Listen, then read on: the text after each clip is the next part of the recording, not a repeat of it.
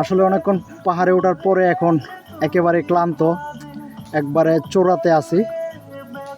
মানে মেঘ যে যাচ্ছে দেখা যাইতেছে, মেঘ বেশে বেশে যাচ্ছে, উড়ে উড়ে দেখা যাইতেছে একবারে। কি এক অদ্ভুত গ্রান, পাহাড়ি ফল ফুলের গ্রান, মানে একেবারে মন জোড়ানোর মতো। ওরা এখানে বক্স ফিটিং করে রাখছে মূলত জায়গাটাকে আরও ভালোভাবে ফিল করার জন্য। এখানে অটো বক্স ফিট করা, এভাবে প্রত্যেকটা মানে ভিউ পয়েন্ট এইভাবে মানে অটো যে বক্সগুলো আছে এগুলো ফিটিং করা। মানে এখানে গান বাজতেই থাকে।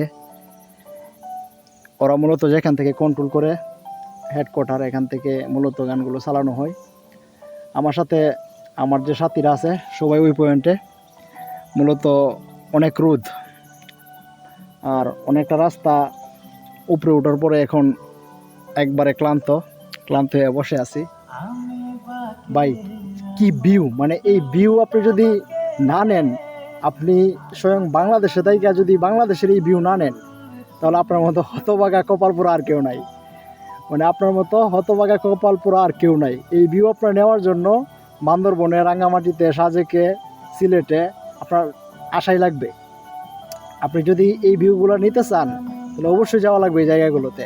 আর এই ভিউগুলো যদি আপনি মানে স্বদেশের এই ভিউগুলো যদি নিতে না পারেন, এটা আপনার মানে দুর্ভাগ্য না, এটা আপনি নিজের জন্য। আপনার অনেক মানে কষ্ট করে হলেও সময় বের করা, তারপরে বাজেট বের করে হইলেও এই জায়গাগুলো আপনার ঘোরাঘুরি করা উচিত।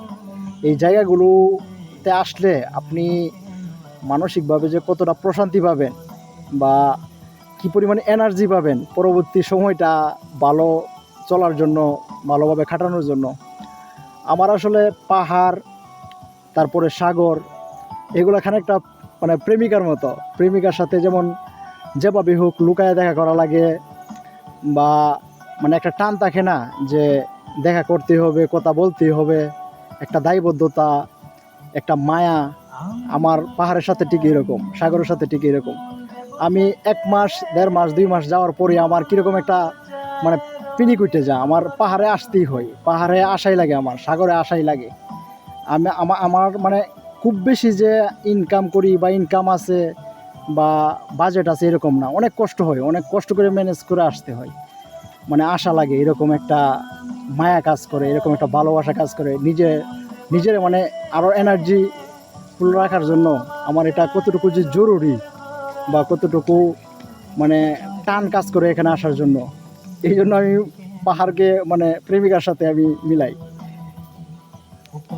এই যে দেখেন কত সুন্দর গান বাজতেছে। আসলে ভিউ কি দেখাবো, ভিউ আসলে দেখানোর মতো না। ভিউ আপনাদেরকে আমি মোবাইলের মাধ্যমে ভিউ দেখাইতে পারবো না, ভিউ দেখানো সম্ভব না। কারণ ভিউ আমার এই যে 20,000, 30,000, 50,000 টাকা দামের মোবাইলে এই ভিউ আসবে না। 4 লাখ 5 লাখ টাকা দামের ফোন, তারপরে 10 লাখ 15 লাখ XML যে ক্যামেরা আছে এগুলো দিয়েও সম্ভব না।